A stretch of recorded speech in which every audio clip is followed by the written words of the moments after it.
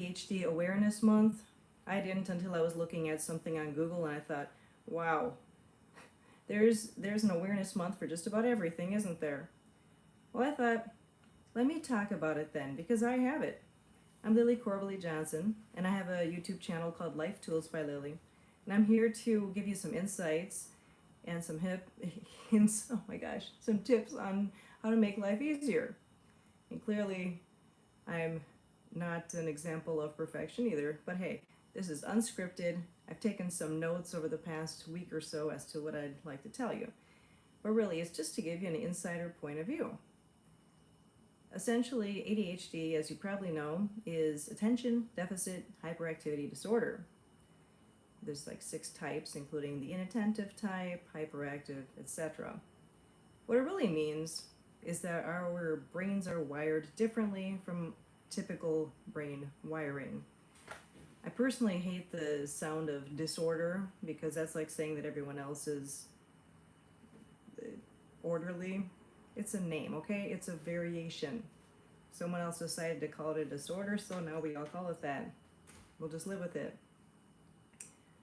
What it means is that the blood flow in our brain, the blood flow goes differently, or shall we say, it doesn't go to all the parts in the right way like we'd like it to. Now, I'm not a physician, this is not a medical perspective, this is an everyday person's perspective on what it's like. It is, think of executive function, meaning what you, the part of the brain that you use that's here for making decisions, taking care of things, being structured. That part of our brain does not easily get blood flow. It's like a traffic jam that needs to be corrected. That's what medication does. I'm not here to advocate for medication, but that's what I had learned from my physician that it does do. So what is it like for people with ADHD?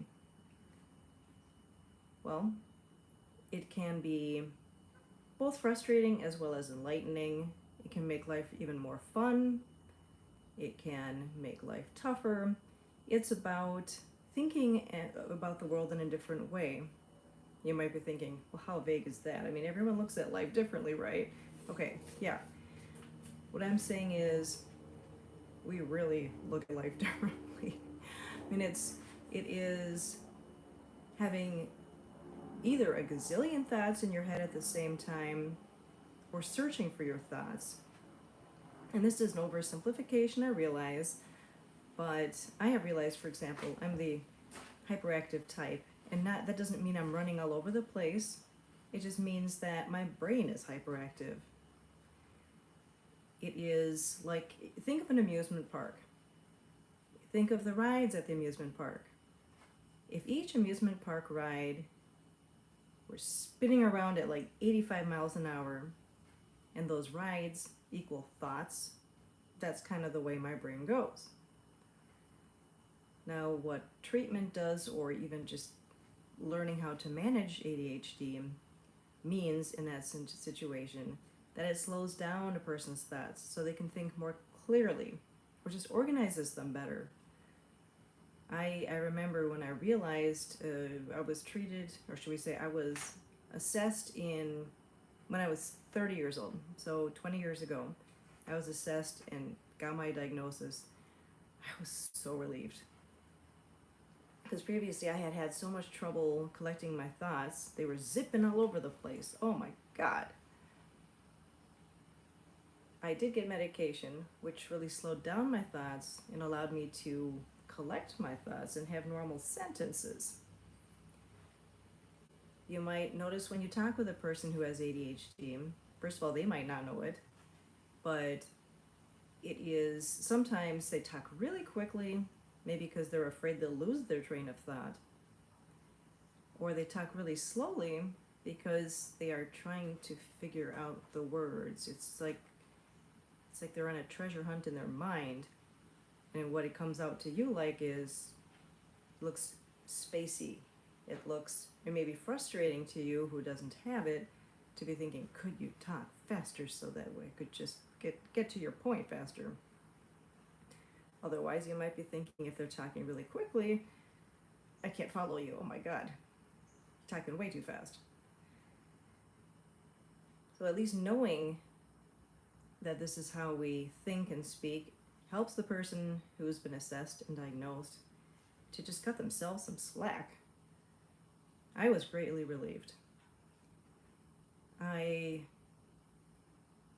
learned also when it comes to conversation that I will say to a person, this is one of my tips, if I have lost track of what they're talking about, let's say it's later in the evening and my meds have worn off, I might have caught them at the tail end of their sentence and I've drifted off. If I can remember the last thing that they said, I will say, oh God, you know what, I'm so sorry. The last thing I remember you saying was you're playing in the sand. Could you tell me what the rest of it was? Because I spaced out. I'm so sorry. They have to be grateful that you're paying that much attention and wanting to know what they said. So that was a tip I got actually from, I think it was my ADHD support group about 10 years ago. Either that or I came up with it. Anyway, it doesn't matter. The point is it works. And people, even though they might be frustrated that you tuned out, the fact that you care to know what they talked about, they will be grateful, or they at least should be. Most people have been grateful when I've asked them for a quick recap. It is liberating to find out, because that means that you can get help. It is frustrating when you don't know how to read people that well. That was one thing that made me realize that I needed some assistance, or that I was thinking differently. As a kid, I had a hard time reading people's body language to know whether they wanted to talk, or if they were busy talking with someone else, or if they were bored. Now I feel like I'm hyper aware. I built this hyper awareness of it due to having missed out on so many times when somebody was wanting to leave or just wanted to change the subject. I remember in my work life, maybe in my mid-20s, being in the middle of a hallway, walking toward a doorway and seeing somebody talking with someone who was in the room. So that one of the people was outside in the middle of the doorway talking to someone who was in that room. And I thought, oh gosh, sounds like they're in a deep conversation, I'll wait. Except for when the conversation ended about 3 minutes later, and I realized, wow, this might be a private conversation. Well, she turned around, she's like, that would have been nice to know you were there. This was private. And I thought, oh, what should I have done differently? What nowadays I would do is either just leave and come back, or tap the person on the shoulder, or just say, excuse me, do you have a minute? Just loudly enough so that they know they're being listened to. They might say come back later, but at least they won't feel like you're spying on them. Now, another thing to pay attention to is nutrition. I'm not a nutritionist, but I have been very closely watching how I eat and what I eat. And my husband also, who's by the way also has ADHD, we are well aware that we need to have more protein at each meal because it helps our brains, and you need to have a good amount of brain fat, like omega-3s. You need to have regular meals and make sure that you aren't overly caffeinated. If you see someone chugging the Mountain Dew and you're thinking that they might have ADHD, they might be self-medicating. I know it seems like most people these days have ADHD because we have so many distractions now with social media, like YouTube, but it isn't, but ADHD is still a legit condition. Now, I did tell you I was going to come up with some other tips, and I can't remember if I even mentioned to you how I found out or why I found out that I had ADHD.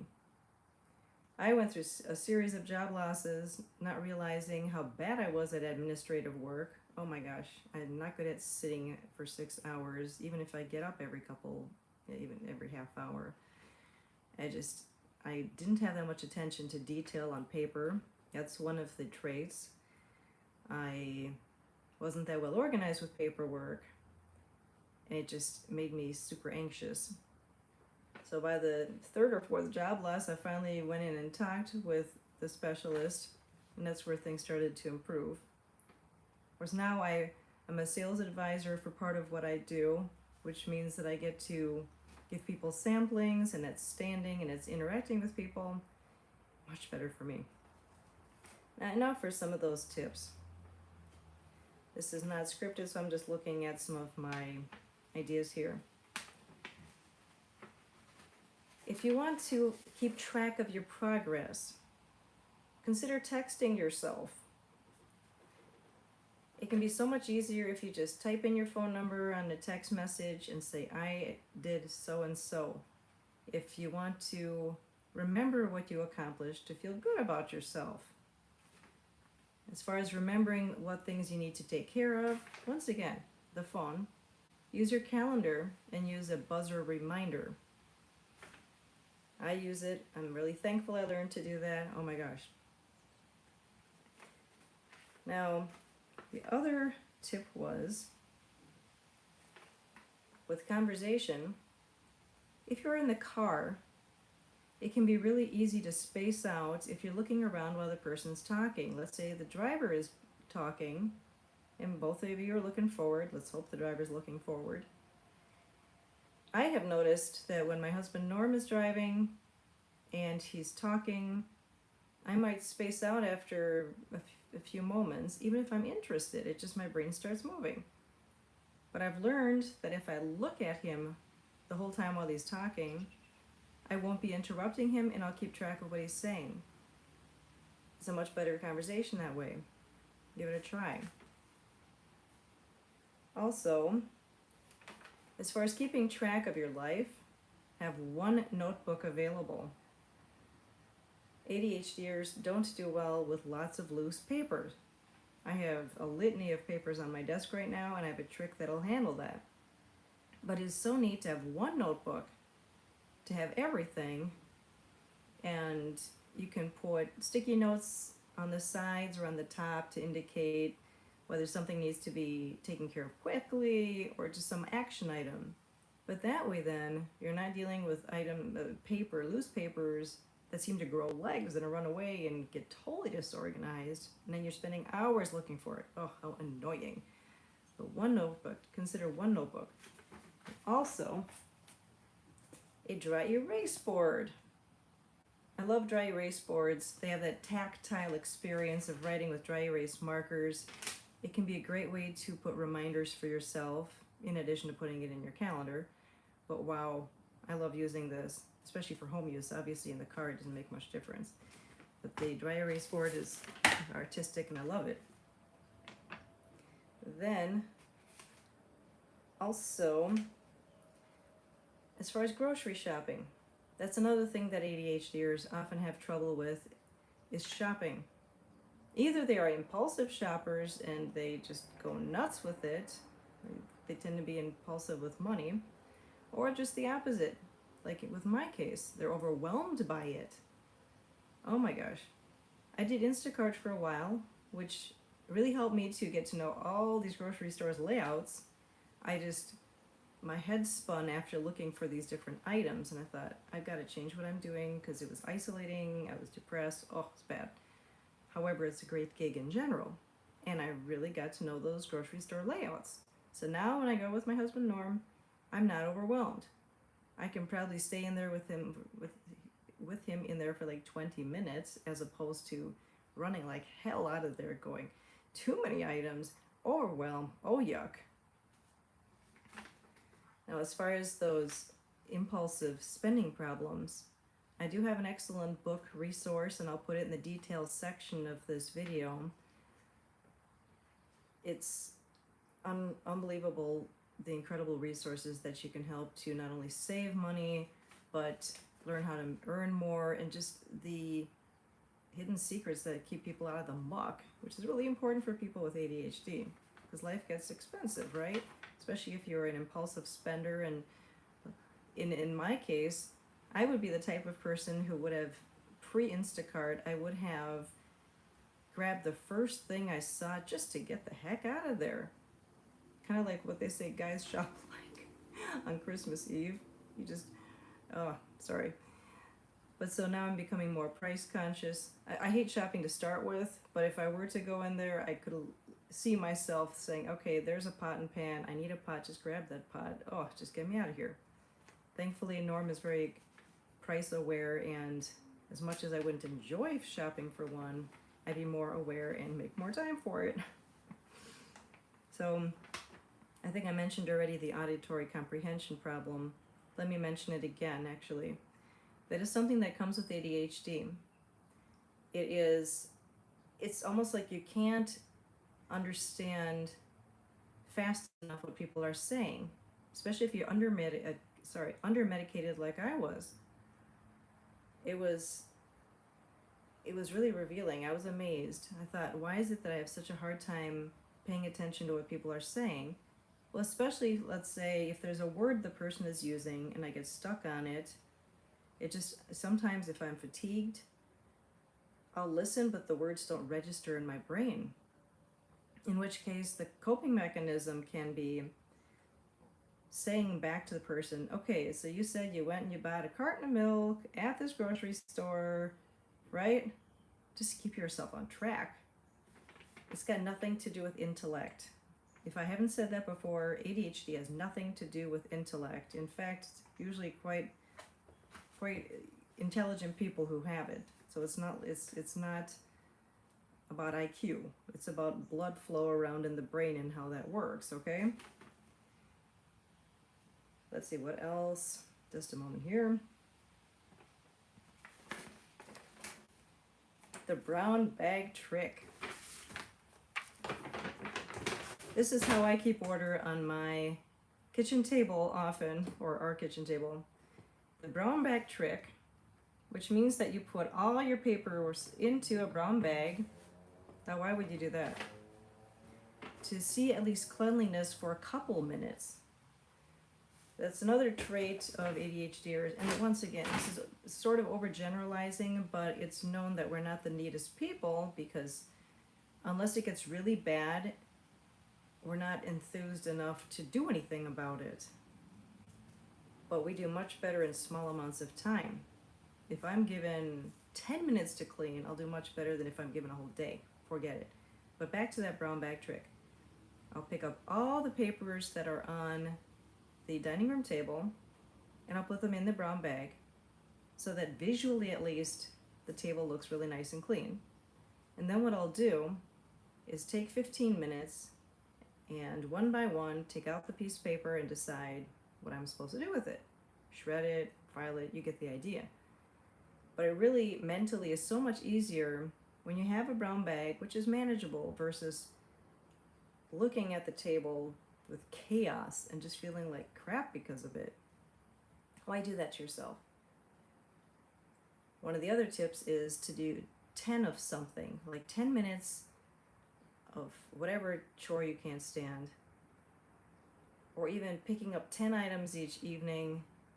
That's manageable. And maybe have somebody shadow you, which means they don't necessarily follow your every step, but kind of stand behind you. They get your permission to do that. But if they see you off task, they might say, ah, you stopped, so that you can continue to put away items. That's an organizing trick. And what else did we have? I think I mentioned pretty much everything. But just think about it that nutrition is very important, exercise is very important because that'll help get the blood flow to your brain and help you with your executive function. But if you know somebody who was thinking that they have ADHD, get them assessed. It can be a life changer. It's like removing cobwebs from your brain if you feel like you're in muck. There are so many good books out there. There is actually support groups. There are coaches. I actually coach people who want to be staying on track. There's so many resources out there. Just use them, okay? And I'll put some in the details part of this video. Hopefully I still have your attention, but 20 minutes is probably a long time for ADHDers. Contact me if you have any questions. Just know that we are very creative people, whether we're inattentive or hyperactive.